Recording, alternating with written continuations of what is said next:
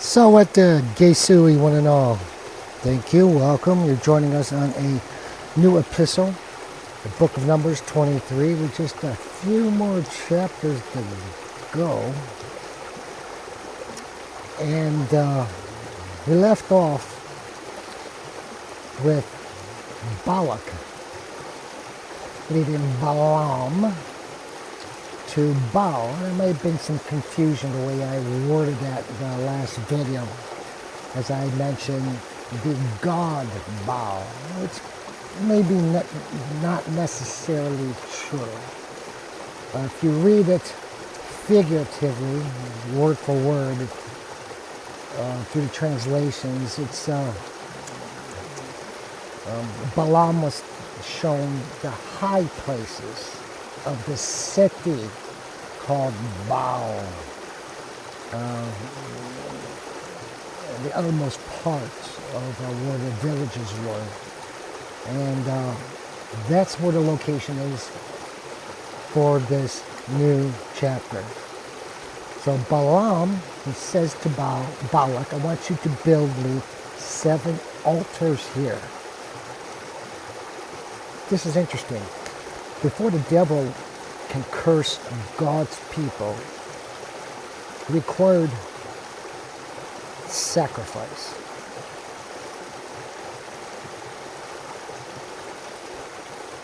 Which being offered, yet he could not work his malice. So for by God's commandment, Israel indeed is blessed. Predominantly due to Moses, we can't forget this. Cursing turned into praise. And God's voice is heard sounding from a profane mouth, this according to St. Hierom, which I absolutely concur with. Because this is what the function of Balaam was supposed to do. Draw upon the curse from the false god, Baal, or what he would be called. And the devil, which is called the devil, but God intervenes, thereby shutting down the devil flatly.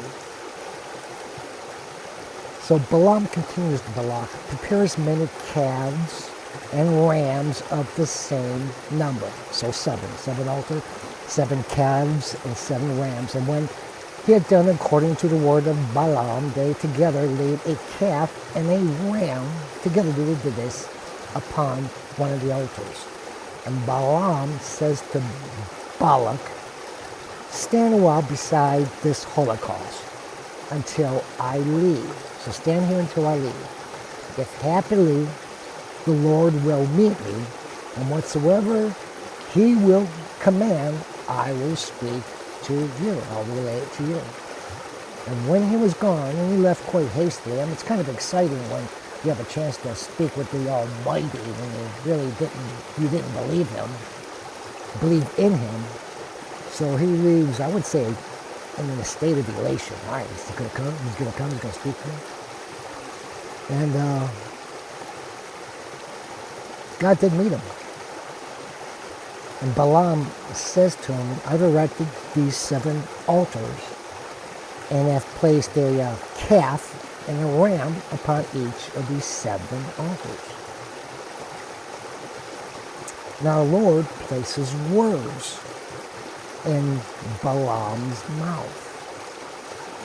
Return to Balac, and you will speak the words that I've placed in your mouth. Kind of like what he did for Moses when Moses was saying, hey, I'm not an eloquent person. Well, I'll put the words in your mouth. And Moses kept defying it. And so he says, okay, we'll take your brother. So he's returning. Balaam returns, and he sees Balac standing beside this holocaust. And all the Moabite princes were there as well. So he speaks this parable, which QUI EST placed in his mouth. From Aram hath Balac, king of the Moabites, brought me from the mountains of the east. Come. I'll say it again. From Aram hath Balac, king of the Moabites, brought me from the mountains of the east. Come and curse Jacob. Make haste and detest Israel. How shall I curse whom God has not cursed? By what means may I detest whom the Lord doesn't detest? From the highest flints shall I see him, rocks, flints. From the hills shall I view him. The people shall dwell alone, and among the Gentiles shall not be accounted.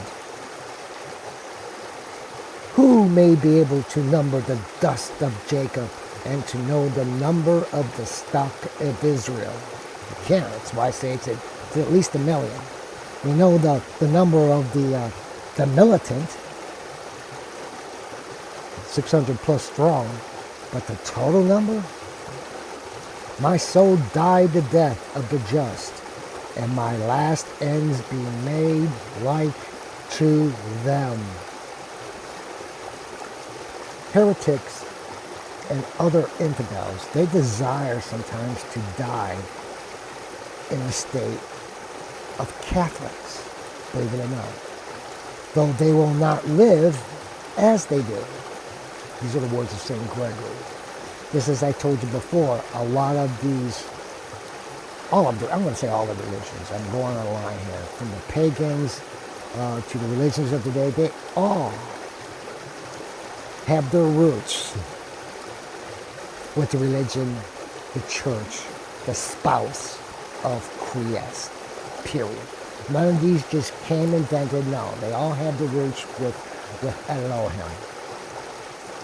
Balac says to Balaam, what is this that thou doest? After he says this parable to him, that thou shouldest curse my enemies, I called thee, and thou contrariwise bless them? That's a good question.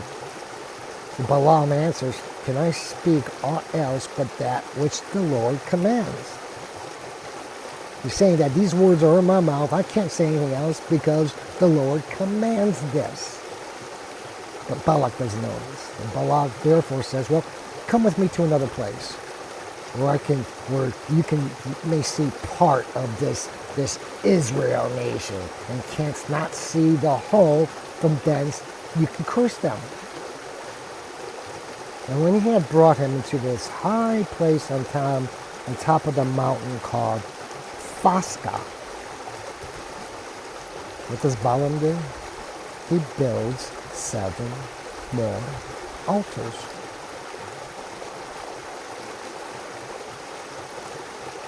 On these 7 altars, he places calves and rams. I guess his servants brought these with him. He told him to bring these calves and rams. And he says to Balac, stand here. Again, he's saying, stand here by this holocaust, while again I will go meet with the Lord, with the QUI EST. So again, our Lord meets him, and he puts the word in his mouth again. And he says, return to Balac, and you shall speak to him with the words that I've placed in your mouth. So he returns, and he finds standing beside his holocaust all the princes of the Moabites standing adjacent to Balac, to whom Balac says, what hath the Lord spoken? But, once again, Balaam replies with another parable. Stand, Balac, and hearken. Hear thou, son of Sephor. God is not as man that he may lie, nor as the Son of Man that he may be changed. Hath he said then, and will he not do? Hath he spoken, and will he not fulfill? I was brought to bless. The blessing I am not able to stay. There is no idol in Jacob. Neither is there an image god to be seen in Israel. An image god, a simulacrum, a likeness of an idol, so to speak. Those are some interesting words, though, that applies today. And I've said this repeatedly.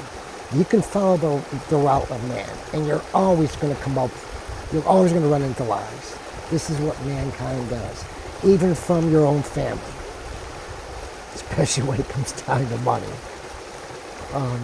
Man there's very few that can handle finances,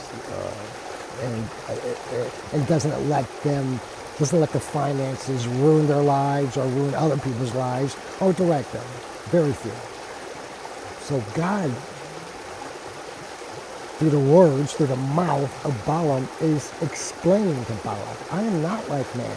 I don't lie, and I'm not going to change my word. I don't vacillate.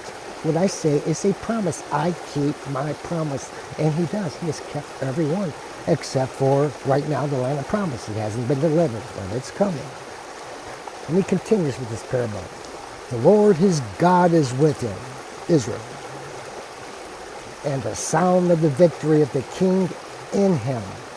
God hath brought him out of Egypt, whose strength is like to the unicorn.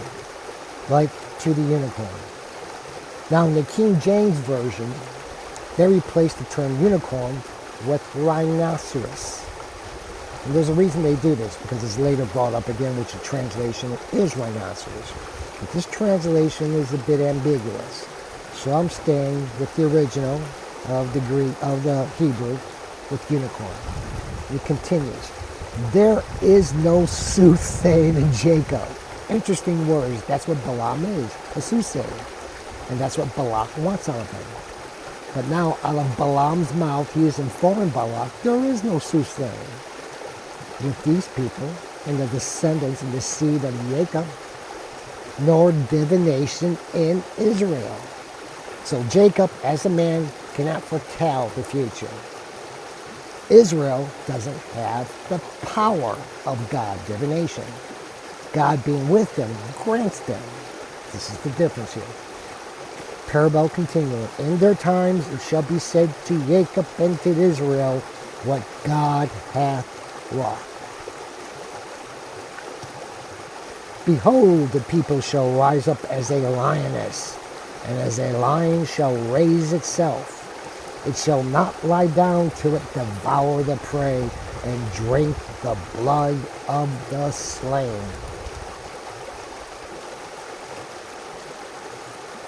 Balak says to Balaam, neither curse nor blessing. When infidels can't draw others to false worship, or to cursing, or to their derelict way of life, they are content that man don't profess a God, profess no God, nor any religion at all. Just stay out of it, stay neutral. They're content with that. And we will close for now. When we next meet, we'll continue on with verse 26. And we'll see how long, what else this dialogue between Balak and Balaam continues. Because Moses devotes an entire chapter and a half to this conversation. And there's a lot to this as it applies to Christians today. And there's Christians that are spat upon or made fun of. I'm not talking about these Christians that publicize and bring politics into religion. I'm not talking about that group. That is a no-no. QUI EST has nothing to do with the politics of man. That's man's nonsense. And you need to believe me on this. Until next week, Pax Mobius.